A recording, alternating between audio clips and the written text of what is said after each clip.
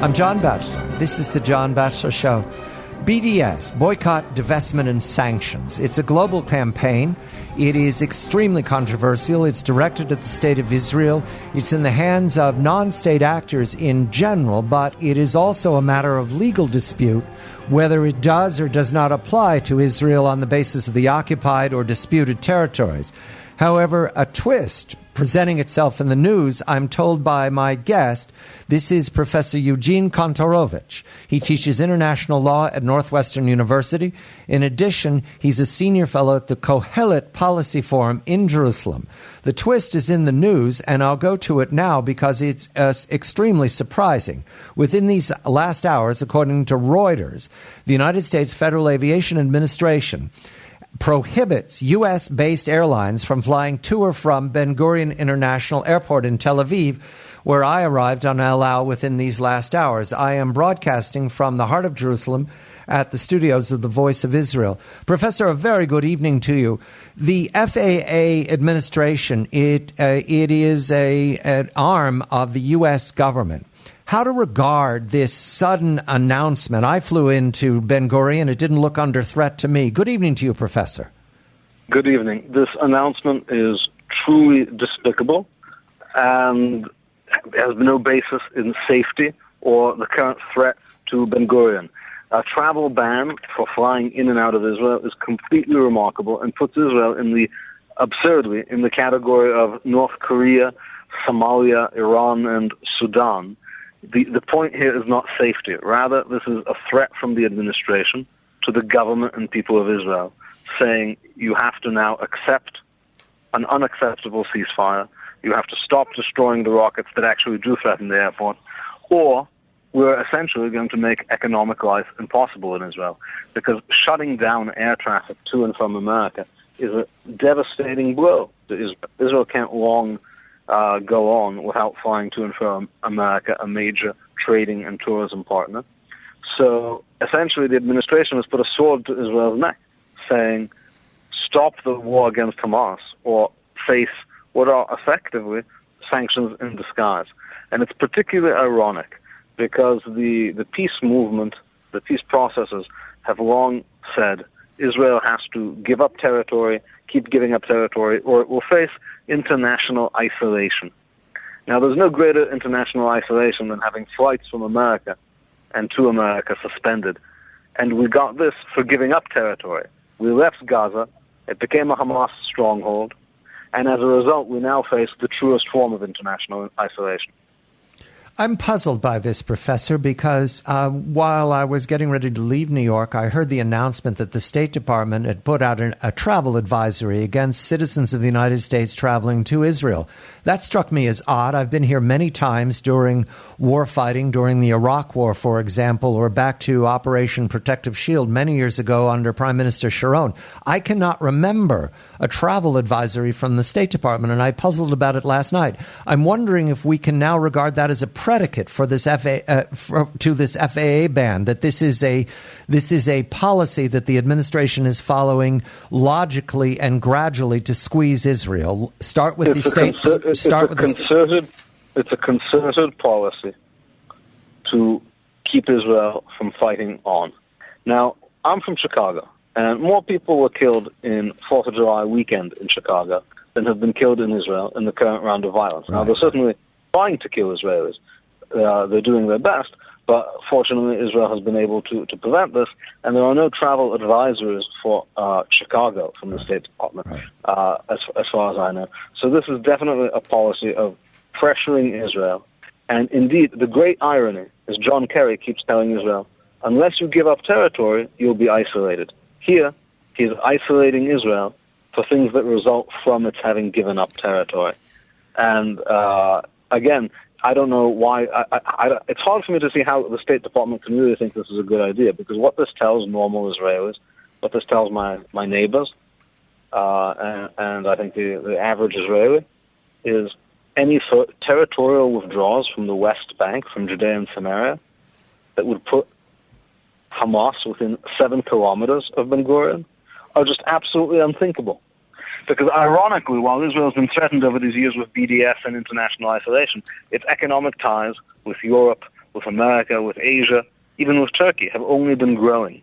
So the isolation that people say Israel getting ever and more isolated when it doesn't give up territory, that's actually a fictional isolation. On the other hand, now that we're reaping the harvest of territorial withdrawal, we see that that creates real isolation. And Israel is in an amazingly difficult position because, on one hand, if it continues to fight to eliminate Hamas rockets, America will put this remarkable pressure on it.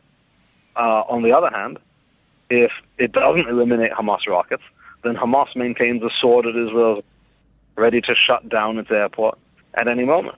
And one thing I want to say to listeners in America, please don't be deterred by these warnings. They're really nothing other than, I think, a foreign policy campaign to get Israel to quickly accede to a ceasefire on terrible terms.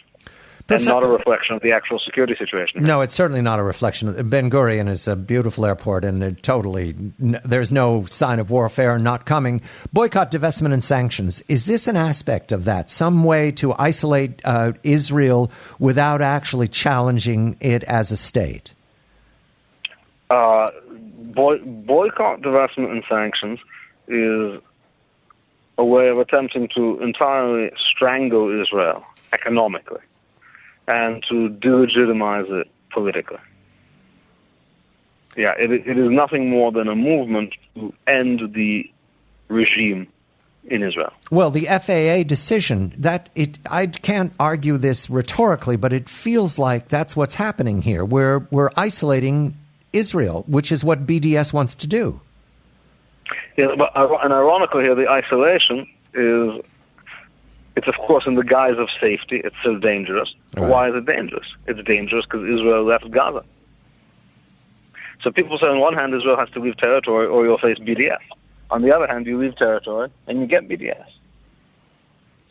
The puzzle also, and we're not war fighters, we're just looking at this legally. The FAA, I've never asked this question before, Professor, and I don't like to wander into territory we haven't discussed, but does the FAA have the power to enforce this? I mean, I just don't remember anything. They do. The FAA has authority over American airports, and they can close flights and say flights cannot travel in from certain places and can't travel out to certain places, based, of course, on safety, security, technical considerations.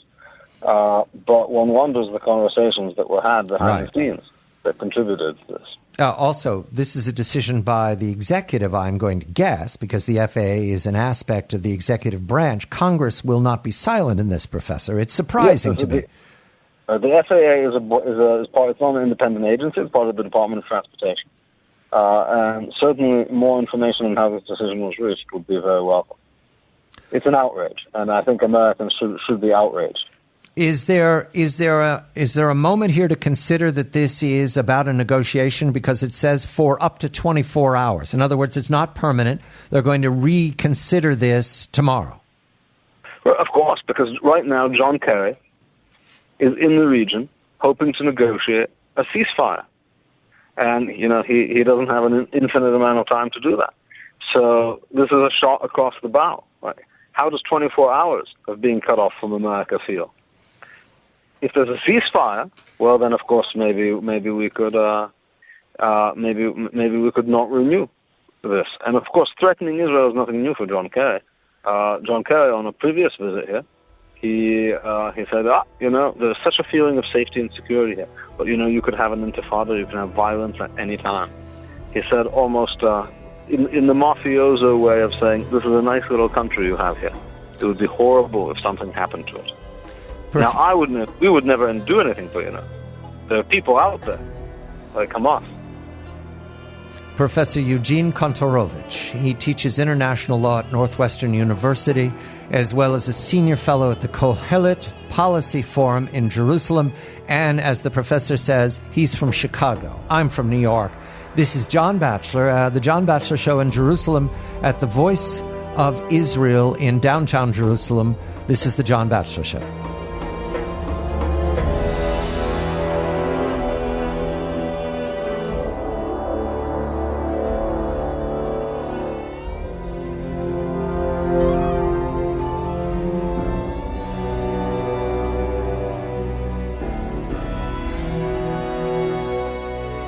I'm John Batchelor.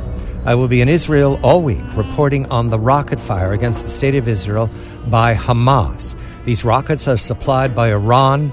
We will also be discussing the Iranian suspect nuclear weapons program and the large-scale story of the civil wars all at once in Iraq, in Syria, in Ukraine.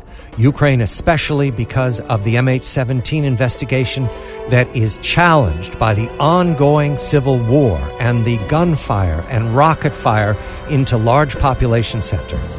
I'm John Batchelor.